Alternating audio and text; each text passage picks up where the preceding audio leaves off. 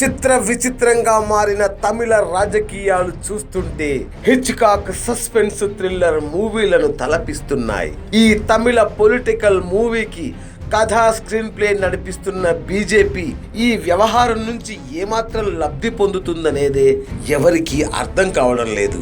సజావుగా సాగుతున్న వ్యవహారంలోకి సడన్ గా ఎంటర్ అయి మొత్తం సినిమా క్లైమాక్స్ ను తిరిగి తీసే ప్రయత్నం చేస్తున్నారు. ఇది వర్కౌట్ అవుతుందా?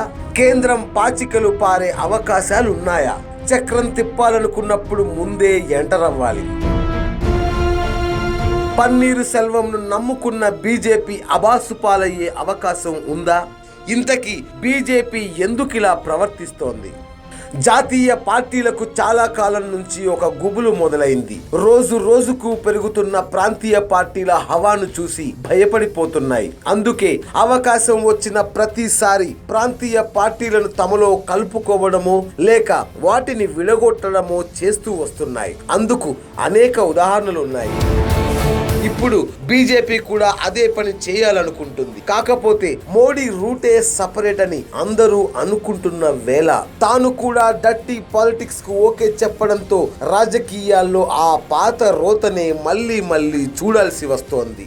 సంతలో పశువులంటూ ఎమ్మెల్యేలను పోల్చుకోవాల్సి వస్తోంది. ఎప్పుడో తీర్పు వస్తుందని దానిని చూసిన తర్వాతనే ప్రమాణ స్వీకారం చేయిస్తానని మొండికేసిన గవర్నర్ వ్యవహారం బహుశా ఇంతవరకు చూడలేదు. అన్ని అనుకున్న ప్రకారమే జరిగి ఉంటే పన్నీరు అడ్డం తిరిగే సమయానికే శశికళ సీఎం అయి ఉండేవారు. ఇదంతా ఎందుకండి? అసలు సజావుగా సాగుతున్న వ్యవహారాన్ని చెడగొట్టాలనుకున్న బీజేపీ ఆలోచన బానే ఉంది, కానీ రంగంలోకి దిగడంలో కాస్త ఆలస్యమైంది. ప్రస్తుతం తమిళనాడులో నడుస్తున్నవి నీచ రాజకీయాలు. అందులో ఎవరి వాట ఎంతో తొందరలోనే తేలిపోతుంది. కానీ తాను ఎంటర్ అవ్వాలనుకున్నప్పుడు ముందే ఎంటర్ అవ్వాలి. ఆలస్యం చేయడం వల్ల అబాసుపాలవ్వడం తప్ప బీజేపీ సాధించేది ఏమీ లేదని అర్థమవుతోంది. జయలలిత చనిపోయిన వెంటనే శశికళ ఏ పదవి తీసుకోలేదు. చాలా రోజుల తర్వాత పార్టీ పదవి తీసుకుంది. అప్పుడైనా బీజేపీ ఎంటర్ అవ్వాల్సింది. తరువాత వెంటనే సీఎం పదవికి ప్రయత్నాలు చేయలేదు. అప్పుడైనా ఎంటర్ అయి ఉండాల్సింది. చివరకు ఏ గవర్నర్ చేత అయితే డ్రామా నడిపిస్తున్నారో ఆ గవర్నర్ కు ముందే చెప్పి పన్నీర్ సెల్వం రాజీనామా ఆమోదించకుండా ఉండాల్సింది. కానీ అన్నీ జరిగిపోయిన తర్వాత సీన్ లోకి ఎంటర్ అయి అబాసుపాలవడం తప్ప సాధించేది ఏమైనా ఉందా?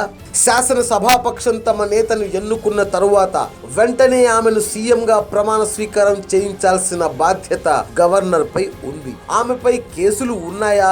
వాటిలో తీర్పు ఎప్పుడు వస్తుంది అని వేచి చూసే అధికారం గవర్నర్ కు ఉందా అన్నది అందరి ప్రశ్న. అయితే దేశ రాజకీయాల్లో తమిళులది ప్రత్యేక శైలి.